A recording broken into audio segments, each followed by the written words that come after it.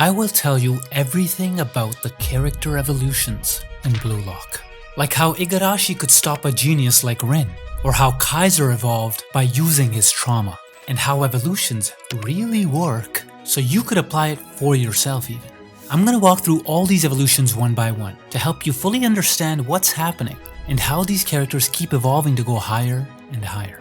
Starting off with Nejiro Nanase, whose evolution was a big surprise to Rin. I mean, dude already passed the vibe check when he first met Isagi and Hiori during the 3rd selection tryouts. But I legit thought this guy was gonna be one of those characters who kind of fade away into the background, especially during the Neo Egoist League. I was wrong though. So how did Nanase make sure he didn't vanish into the bottom of the lineup? Let's roll it back to chapter 251 real quick. 15 days before the matchup between PXG and Bastard Munkin, a desperate Nejiro Nanase practically begged Rin to make him his disciple, assuring and promising Rin that he will do anything as long as he helped him survive. Rin actually ended up accepting him, with the condition that Nanase would do exactly as Rin commanded, meaning Nanase would be at his mercy. But then something shocking happened that Rin noticed. Can you guess what it was? Nanase's left kick. And why was Rin so shocked when he noticed Nanase's under the radar left kick? During their training, Rin actually discovered Nanase's unique or maybe even broken ability, that Nanase's left leg kicks were actually as good as his right kicks. Turns out that Nanase leveled up so much in between their training that he's basically ambidextrous now, just like Noah and Kunigami. This surprised Rin because back in chapter 101, Nanase was honestly struggling. He couldn't even catch up to Rin and Shido's plays during the 3rd selection arc.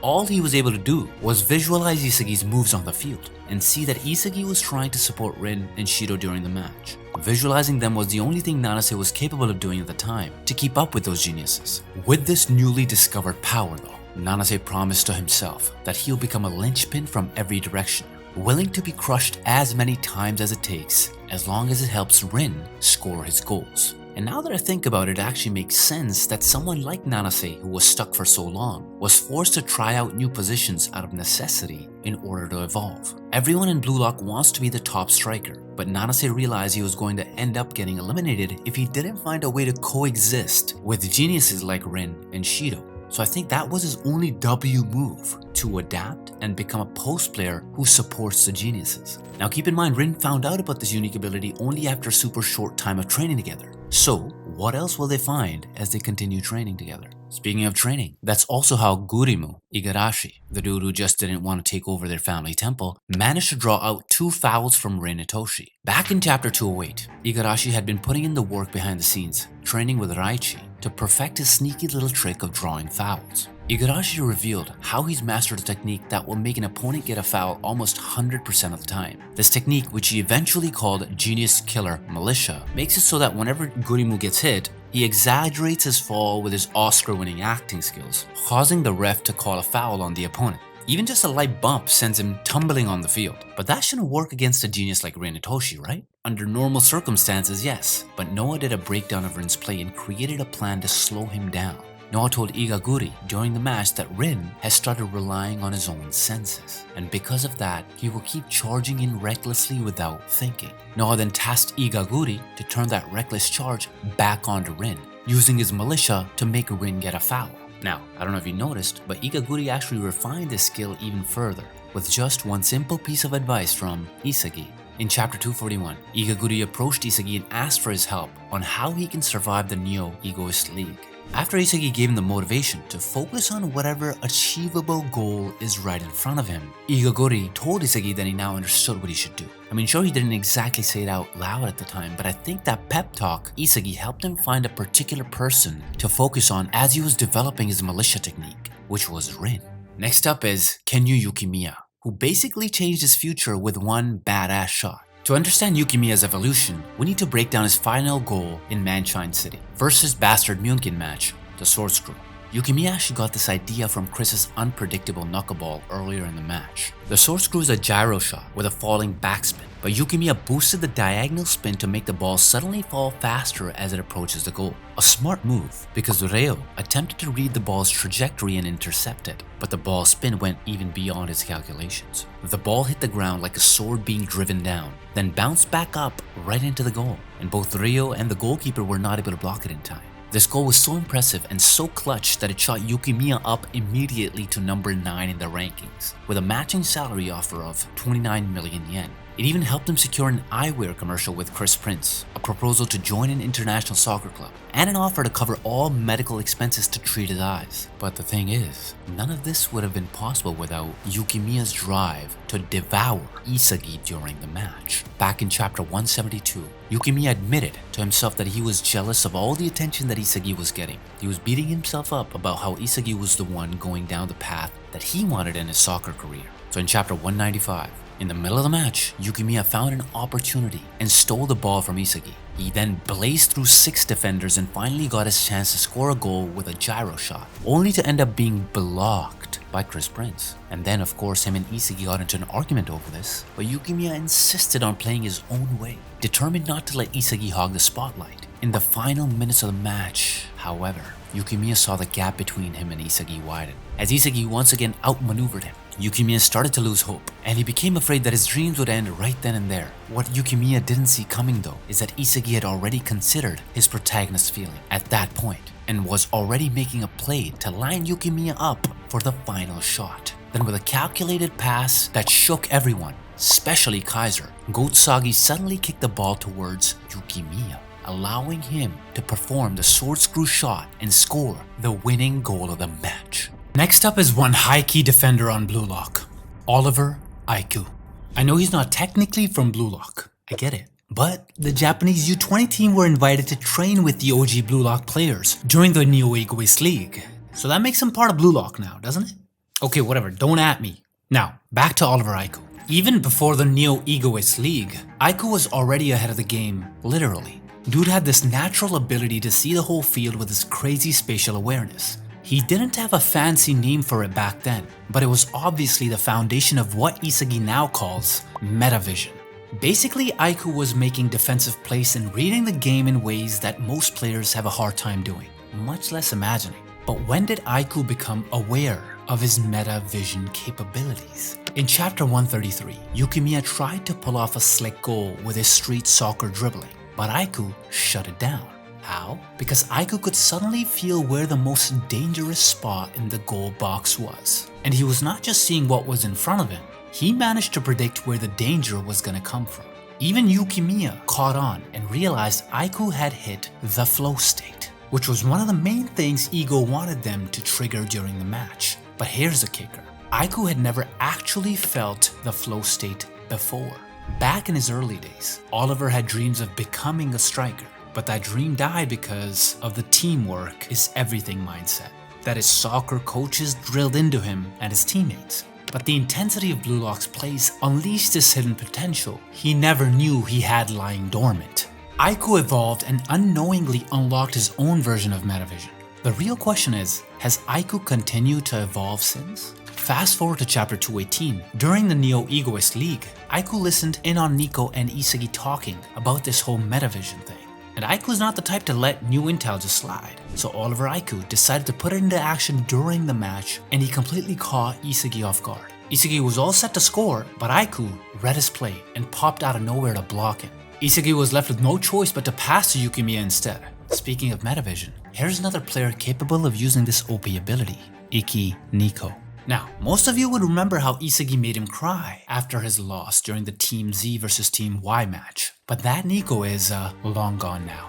Dude has survived the selections and the U20 exhibition match, coming out stronger every time. But the real evolution of Niko's playstyle started during the Neo Egoist League when Mark Snaffy introduced them to his work-type soccer tactics. In chapter 214, Niko saw how Snaffy's tactics optimally leveraged their individual abilities, using a broad scope of patterns and plays. He even remarked how everyone can achieve incredible growth, but that's if they survive the training. Isagi even confirmed in the middle of the match between Ubers versus Bastard Munkin, as he began to see the entire Ubers team as one giant beast with their highly organized, extremely coordinated playstyle. It was also during this match when Isagi discovered that Niko was using a rough version of metavision this whole time, completely subconsciously, I might add. Niko was using this to keep up with the plays that Snaffy gave them.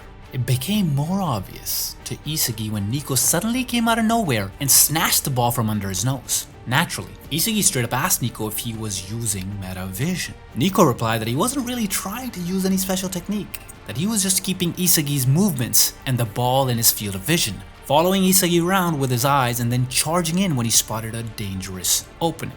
Like, obviously bro doesn't know it, but that's metavision. But the thing is, Niko's still a noob when it comes to using it. Metavision. After learning about this technique from Isagi, he decided to test it out on purpose. But Niko was still a noob. He became so focused on Isagi that someone managed to sneak into his play and flip his plans. That's right, Jingo Raichi managed to slip into Niko's blind spot and totally caught him off guard by blocking him. Of course, Isagi, being the mastermind that he is, had his hand in that whole plan. By moving in a different direction from where Raichi was, Isagi low-key brought Niko's attention elsewhere, allowing Raichi to approach Niko undetected.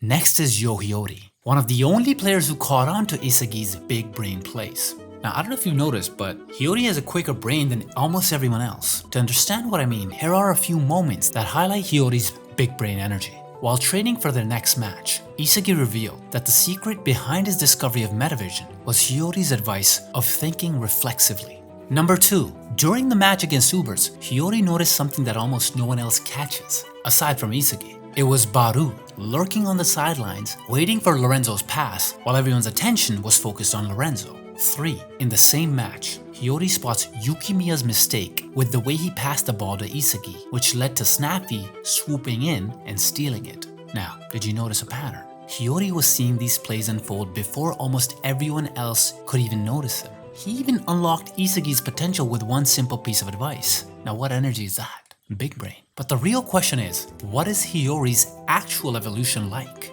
Hiori's true evolution is his total sadist ego.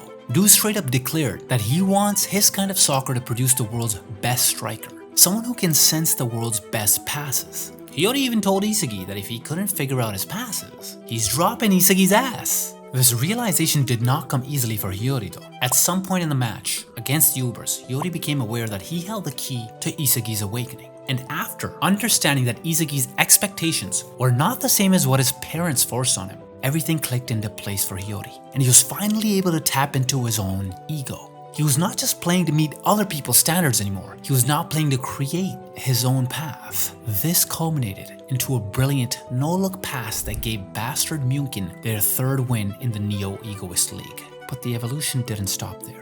Isagi and Hiori's duo continued to prove that they were Giga Chats by recreating that no-look pass in Chapter 256, earning them another goal during the PXG vs Bastard Munkin match. But while some of these characters are evolving, one had regressed a little bit. Shido, Nagi. Now we can't deny that Nagi is still a genius in his own right, but the way he was dropping from the rankings made me think he's got a lot of maturing to do. But to understand Nagi's regression, we must talk about how he started evolving first. In Chapter 179's flashback, we got a peek into Nagi's head when he straight up told Chris Prince that his goal was just to beat Isagi. To piece together how they can make this into reality, Prince did a breakdown of Nagi's technique and determined that Nagi's greatest strength, trapping, came from how he loosens his body and turns himself into a cushion for the ball. Prince then challenges Nagi to take it up a notch, instead of being this passive player who waits for the perfect passes. Prince tells him to start scoring goals that he creates himself. Right on cue, Agi, codenamed The Doctor, overheard this conversation and was like, yo, this sounds interesting, let me get some of that ass, in that action. From there, Nagi started working with the Doctor to add a new weapon to his arsenal. Agi teaches him about the concept of active pain versus passive pain. Basically, instead of doing stuff because he has to, Nagi needs to focus on what he wants to do. So during the match against Bastard Munkin, Nagi trapped the ball and did a zero reset turn to cut off the flow of the game. That allowed him to visualize his own play and perform an insane mid-air juggling shot. The problem is, this new mindset didn't seem to work for Nagi. After watching Isagi pull off another one of his high-level plays, Nagi started doubting himself again. He became so frustrated that he literally went back to Reo, begging him to help him take down Isagi. It took some convincing and groveling, but Reo eventually gave in and decided to help his friend achieve that dream of theirs. Agi tried to step in, warning Reo that this move would only kill Nagi's creativity, but both of them were stubborn. With their teamwork, Nagi pulled off a feint 5 times in rapid succession before unleashing a powerful shot. He called this crazy move the 5-fold revolutionary feint volley. Sick move, right? But Ego said otherwise. Ego confirmed that the inhuman shot that Nagi pulled off will most likely harm his career in the long run, as it is not a reproducible goal. And Ego was right, because almost immediately after that goal, Nagi and Ryo felt the shift in their gameplay and the people's reactions to their performance. The boys started realizing at a point that their current style was not enough, that they needed to change things up, that they're not just chasing empty wins anymore, they're looking for a new way to come out on top. And you know it's bad when even Barou said he didn't feel challenged by Nagi at all anymore, accusing him of not even being hungry enough and only pretending to fight. Now hold up, how has Ryo been able to support an evolving Nagi all this time? Because Ryo, Mikage, has had his own evolution, hasn't he? After Nagi left him to group up with Isagi and Bachira during the second selection phase, Ryo had to rethink how to move forward without his ace striker by his side. And over the course of his journey in Blue Lock, Ryo managed to learn how to use his own abilities to adapt to any situation. Enter his new evolution, the chameleon defense. So how does the chameleon defense work? Well, it's all thanks to Ryo's physical abilities. Ryo himself explained that as long as the movements of his opponents are reproducible with his physical abilities, no matter what it is, he can copy the move with up to 99% accuracy. Everyone got to witness this skill when Ryo did a 99% successful copy of Oliver Aiku's clearing move at the start of the U20 exhibition match. The skill though evolved even further during the Neo Egoist League with the help of Chris Prince. Ryo told Chris how he wants to be the sort of striker who controls the field by transforming at will to score goals. Ryo also said that he didn't want to be reliant on anyone anymore, and that he wanted the power to become the world's best on his own. With the training he went through, based on Prince's specs, Ryo evolved chameleon defense further into new chameleon striker mode, a form that allows him to go on the offensive without relying on Nagi or anyone else. With this ability in his arsenal, Ryo managed to copy various moves, both from his opponents and even his teammates. Other than Aiku's clearing move in Chapter 129, he has also copied Nagi's mid-air volley, Sei's nutmegs and drilling style, and Rin's outside spin shot. Now for the next person on this list, I'm gonna ask you the question that has been on your mind and my mind since the beginning of this Neo Egoist League thing or whatever it is, man. What in the world happened during the wildcard program to Kunigami? Well, according to Rensuke Kunigami, hell happened. Let's backtrack a little bit to understand the entire situation. In Chapter 149 at the end of the U20 exhibition match, Kunigami comes out of the wild card room looking like a different, scary different. It's a stark contrast to the Kunigami of Team Z, who could be very passionate about football, but still had a calm demeanor and a very moral personality. Now, Kunigami is different, colder, more focused, and more buff. The bro Loki reminded me of the Terminator. Hasta la vista, baby. Ego surprised everyone by bringing in Kunigami as an additional member of Bastard Mugen. Isagi obviously, hella excited, approached him, but Kunigami just said, "Stop, I'm not a hero anymore. I left that immature joke back in hell. Prepare yourself, Isagi. I'm gonna be the best in the world." Damn, that was a little bit rough on the vocal cords. Now, notice how he said, "I left that immature joke back in hell," which is a reference to what the hell it was like going through the wildcard round. Kunigami explained that the wildcard battle was an experiment to create a vessel possessing the same body as Noel Noah, a body numerically identical to the world's greatest. It was a survival battle, and whoever could get the closest to Noel Noah's physical abilities won. So, how dope is Kunigami now? According to Isagi's observations of Kunigami, all his physical abilities have skyrocketed, and he can shoot solo goals from anywhere now. Kunigami had become a perfect striker with no weak spots. He even used a chest trap instead of passing to keep the ball to himself, then shot a full power middle shot with his right foot instead of his dominant left leg. Note that these are things that the old Kunigami wouldn't have done. He was more safe with his place in the past. Noah even called him a mimic and dared Kunigami to copy his moves after seeing them in person. But how did Kunigami change so much in such a short time? Essentially becoming Noah's clone is not an easy feat, but Kunigami achieved it due to his build and physique. He explained that during the wildcard round, he was forced to become ambidextrous, but that was only possible because of his muscle mass and bone structure. And while Isagi was trying to learn how to become ambidextrous to prepare against Rin, Kunigami shut him down and warned him that forcing himself to be ambidextrous may destroy his current specs. He further said that there was no point in just copying Kunigami's methods, because if Isagi ends up building muscles in all the wrong places, it will throw off his body's balance, and there's a high probability of him losing his current level of performance. So after all this though, there are still so many questions left unanswered. Like, how did the wildcard battle happen? Who was Kunigami fighting there? Are we getting an episode for Kunigami like how we got an episode for Nagi? Was that the bite of 87? Speaking of bite, Meguru Bachira's monster has got a new bite. Bachira was already a badass when it came to dribbling, but joining Spain's FC Barça was the push he needed to make his monster evolve to the next stage. After receiving advice from Lavigno about creating their own image of what the world's best looks like, Bachira decided to fuse together Lavigno's genga ball handling and his own monster tricks. And in the match between FC Barça and Bastard München, Bachira danced on the field with his new dribbling style, genga times monster. Here's how Isagi's metavision breaks down this unique skill. 1. Bachira takes on a different dribbling posture, a more upright position from his old form. His axis looks stronger, and upon closer inspection, Bachira subtly switches his axis between his left and right legs, allowing for more maneuverability. Number 3, his feet look like they're almost plastered or glued to the ball as they roll and dribble. 4, this mix of grace and posture makes it almost impossible to tell what his next move is. Genga times monster also sets up an unpredictable dribbling rhythm that drags the opponent into Bachira's visualization, provoking them to make the first move. When they do, bam, Bachira books it in the other direction. But dribbling was not the only thing that evolved for Bachira. Even his coordination with teammates has leveled up.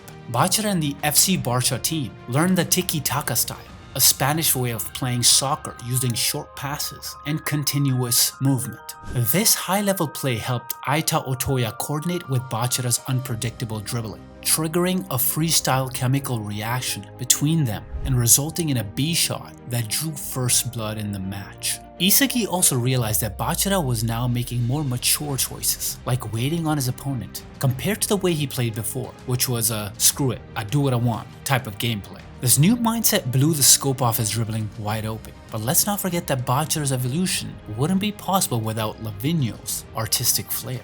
In chapter 160, Lavigno shares how his culture inspired his gameplay, and how his Blue Lock members could use it to evolve too. He shared how Brazil, his home country, has the word genga, which means to sway and move freely. This concept came from capoeira, which is a dance/fighting style that combines martial arts and music.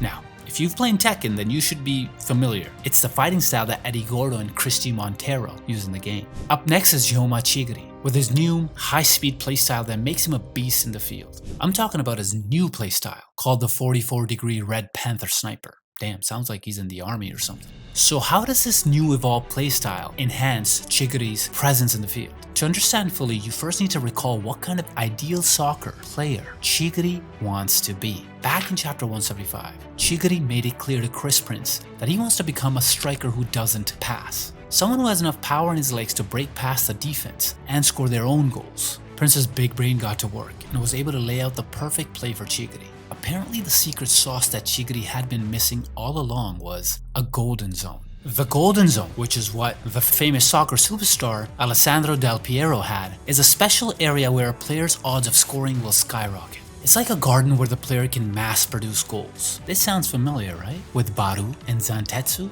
who had their own little shooting spots too. But with Prince's help, Chigiri got way more specific with his golden zone. Prince determined that Chigiri's optimal zone is 19 meters from the goal, angled to the left at 44 degrees. Then, with the speed of a panther, Hyoma uses cutbacks to get there, and once he steps into his golden zone, all he needs is a precise, controlled shot aimed at the right corner of the goal. And this goated high-speed strategy secures the first goal in favor of Manshine City against Bastard München. Now, I don't know if you caught this, but this isn't the first time Chigiri broke free from his limits and evolved. Chapter 14 was the first time we got a little bit of his backstory, and he revealed that a year before he suffered an ACL tear in his right knee. He was informed by his doctor that if he suffers the same injury again, it would be the end of his athletic career.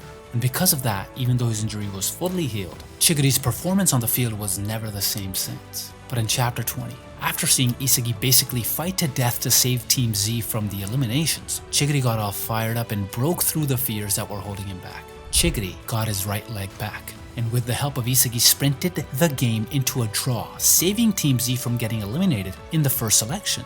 This one is a textbook example of Ego's theory of evolution, Ryusei Shido. Like, this guy seems to have been manufactured with Ego specifications or something. Almost all of his plays, especially during the U20 exhibition match, can be directly linked to Ego's explanation of how geniuses have such different mindsets and abilities, that most of the world wouldn't understand them without the help of talented learners or prodigies. So how different is Shido from the rest in Blue Lock? Ego put it plainly himself in Chapter 109, when he said that none of them can handle the egotist Ryusei Shido. Ego explained even further that the person who can grasp Shido's thinking and work to lift up his place to a higher level does not exist in Blue Lock, which is why Shido was so happy to have played with Seitoshi during the U20 exhibition match, because for the first time there was someone who finally understood him. I mean, Shido was so inspired by the way Seitoshi played that he successfully entered the flow state and unleashed a big bang drive that no one else was able to predict. But how is Shido managing these next level feats? It's actually because of a unique mix of his extreme spatial awareness and his mindset of putting all he has into, and I quote, stealing goals to survive on the battlefield. Just like Ren, Shido also doesn't treat soccer as a sport. He treats it like a battlefield. Here's how amazing his spatial awareness is. As long as he's near the penalty area, even if his back is turned, Shido knows exactly where the goal box is without looking. And his evolution has not stopped, my guy, especially after meeting Julian Loki and the rest of France's PXG team.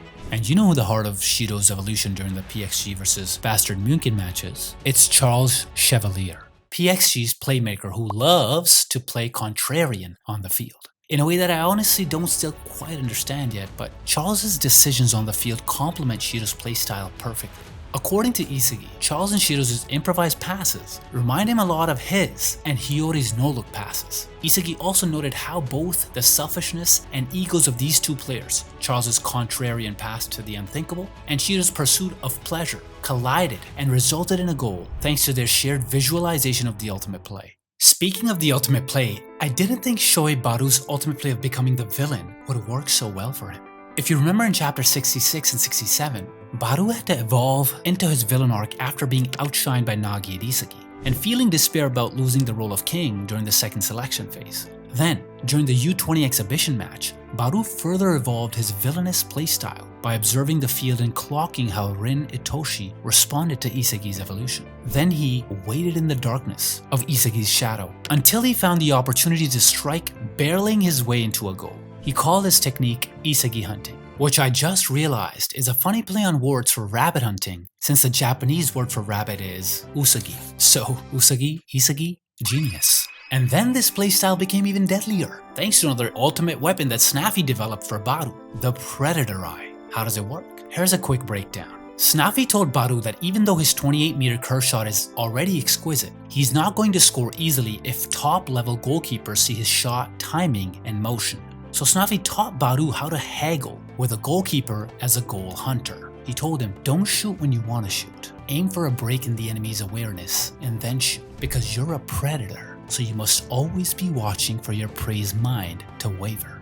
This killer trick caught Gagamaru off guard, and it was too late for him to react as Barou scored the first goal of the Ubers in the match. But like Nagi, Barou realized that his new mentor's tactics and gameplays were not working well for him at some point. Isagi had already blocked Barou's shot for the fourth time in the entire game, so he rebelled against Snaffy's designs and took over the game, bringing his teammates into a new level of play and usurping Snaffy as king of the Ubers. Barou acknowledged how Snaffy's team was definitely outstanding, but it didn't have enough despair for Barou to thrive. He further explained that only glory with a massive risk of despair is enough to make his soul tremble, and these words hit Snaffy different. Like, these words shook Snaffy to his core so much that he ended up canceling his retirement entirely. Next is Michael Kaiser, who took an unconventional path to his evolution by reliving his traumatic past. And how did Kaiser's traumatic past unlock this new self? Let's start from Kaiser's troubled childhood. Kaiser's father was a minor theatrical director who became an abusive alcoholic after being abandoned by his wife. Falling into depression, he started physically abusing Kaiser and demanded for him to work, which meant Kaiser had to steal food and other things to get money in order for his father to live. Eventually, to escape the torture, young Kaiser found a way to get freedom in the smallest way possible. After keeping some of the money he stole for himself, he purchased a soccer ball. It became his friend and companion because to Kaiser it was a piece of just like him.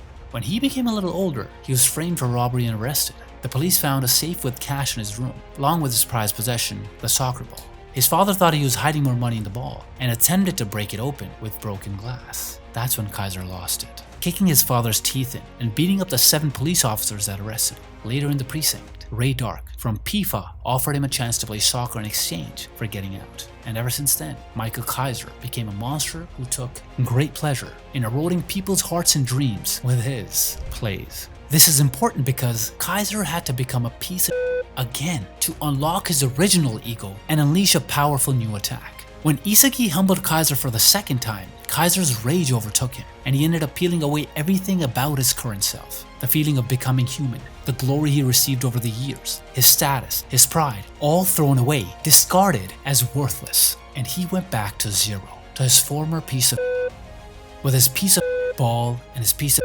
life. After stripping away all that he was, Kaiser's movement on the field changed. Instead of being obsessive towards Isagi, he started making coordinated moves that took all the players on the field into account. He even started passing to Raichi. And Kiyoda, reading the battlefield, clocked the change in Kaiser and surprised everyone with his next move. Kiyoda passed the ball towards Isagi, but the backspin made it reverse land and stop right in front of Kaiser. He picked Kaiser over Goat Sagi to side with the perfect setup for a successful Kaiser impact magnus shot. So how does the magnus shot work? This form of the Kaiser impact shot relies on a scientific phenomenon called the magnus effect. Basically, when a ball is rotating as it travels a certain distance, the difference in the air resistance around the ball causes it to float and change its trajectory. Here's a real-life example of this principle. Notice how the ball seems to float up and eventually reach the water, which was a long way away from the dam. That's the same principle that Kaiser wanted to include in his new form, but this powerful form had a low success rate in an ongoing game.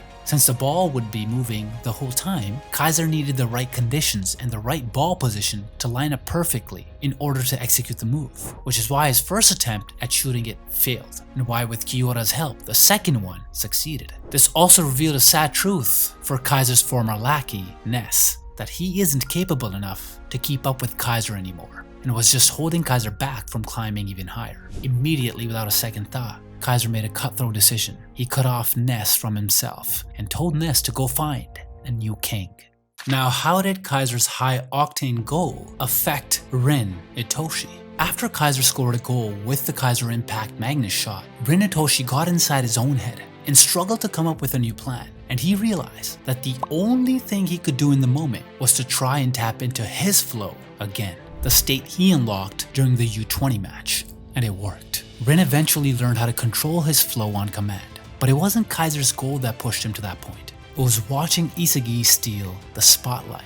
During the PXG vs Bastard Myunkin match, almost everyone's eyes were on Isagi.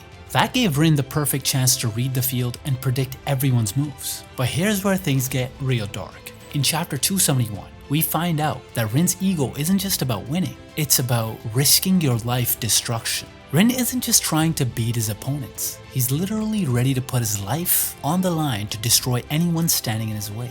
With this understanding, Rin finally found the key to accessing his flow state, this primal urge deep within his soul. He recognized that he needed to face off against the best, bring out their full strength, and then crush that strength to dust. It's what he did to all those defenders during the U20 match, and what he attempted to do with Sei, his strongest opponent at the time. But now his new targets were Isagi, the one he wanted to defeat, and Kaiser, the nuisance that kept following him and Isagi around.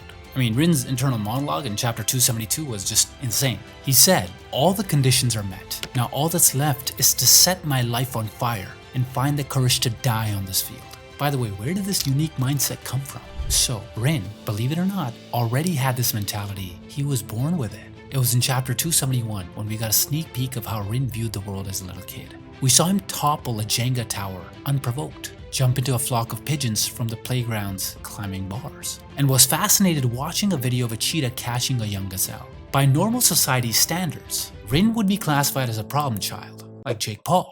Even his own parents didn't know what to do, especially when they realized that Sei was constantly covering for him. Because only Sei understood Rin, especially when Rin used the kids' show, Evil Men, to describe what he was actually feeling. Unlike the other kids in his class, Rin was not watching Evil Men for the main character. He was watching it for the bad guy, the ultimate monster, with how he was risking his own life fighting someone stronger than him, even when he was riddled with holes, or how he blew himself up.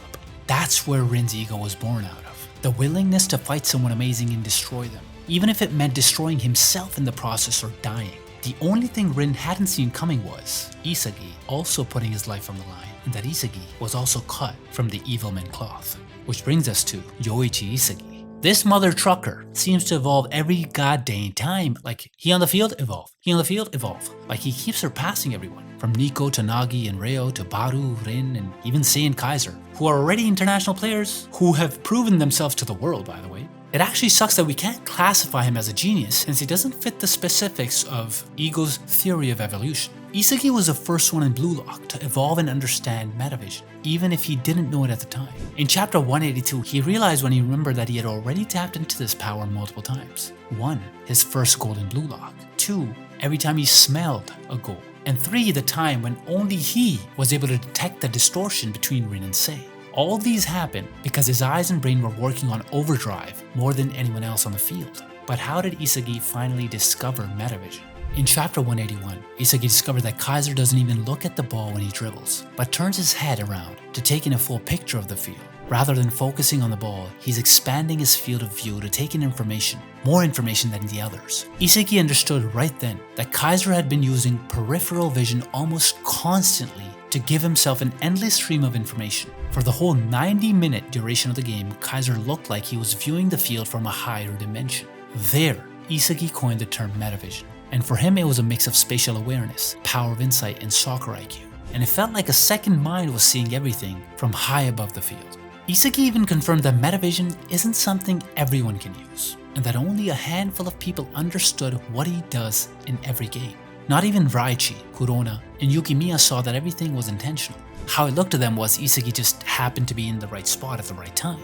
Now, here's a problem with that. Maintaining metavision though for the entire game is incredibly taxing on the body, physically and mentally. Isagi almost collapsed at one point during the game, and by the end of the match, he dropped like a mosquito I clapped dead while I was on the toilet this morning. I mean, just look at all of this, man. This is just a fraction of the information he was processing the entire match. I don't know about you, bro, but I almost just took a nap after that panel. What's more impressive is, every time Isagi discovers something about himself or his opponent, his metavision also evolves. Like how metavision evolved when Isagi started considering everyone's protagonist feeling, the mental fortitude to trust in your own story and let it move. Or how Isagi used Niko's inexperience with using metavision to trick him into ignoring Raichi, who was sneaking into position. The evolution of metavision works in two ways for Isagi too. One way is, when fellow protagonists overlap and work towards a common goal, it creates a chemical reaction, like his and Hiori's no-look passes in chapter 238 and 256. And the other is when Isagi reads the sussy intentions of other players on the field, and he has no other choice but to use his special weapons, like the two-gun direct volley, to get a goal. Because it's not just metavision that evolves every match, is it? His physical abilities enter a whole new level as well. So you understand this a bit more, the two-gun direct volley is a mid-air switch-over shot that uses both Isagi's newly discovered left leg kicks in a combo with his powerful right leg. Isagi admitted fully, like right out, to Hiori that it was a ripoff of Nagi's juggling shot, but it was a last-minute calculation based on how Rin and Kaiser were boxing him in at that moment. The smart guy Hiori is, he brought to Isagi's attention how crazy this technique could become as a game changer. Because whether he's blocked in the left or right side, Isagi can make a mid-air feint and stagger the timing to dodge his opponents and shoot. Even the goalie will have trouble telling when he'll shoot. And to think this technique only became possible because of Igaguri's idea. When Isagi overheard Igaguri and Raichi having an argument about it, an idea quickly came to his mind. That's when he ran over to Kunigami and asked for his help. I know, crazy. To develop the strength of his left leg. Kunigami explained the dangers of trying to become ambidextrous. But Isagi didn't stop. Then Chigiri and Bachira arrived and they decided to play 2-on-2 with each other to further refine their new abilities. Isagi realized that he didn't need to be ambidextrous. He he just needed to train his other foot to become a side weapon for his right leg. This training resulted in a powerful first goal against the Ubers with his lefty direct shot. Even Ness's mind was blown. Now, Isagi may have consistently created 200 IQ level plays, but don't let this distract you from the fact that Yoichi Isagi is not a soccer genius at all.